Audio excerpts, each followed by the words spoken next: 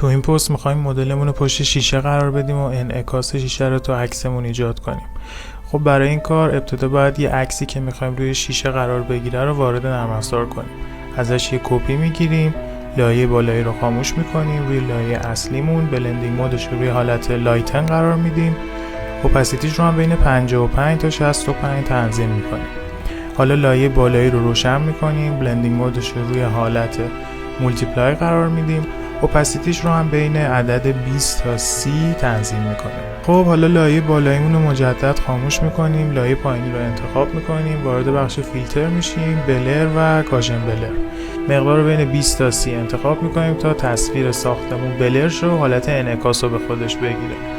همین مرحله رو برای لایه بالایی هم انجام میدیم تا انعکاس طبیعی تری رو داشته باشیم.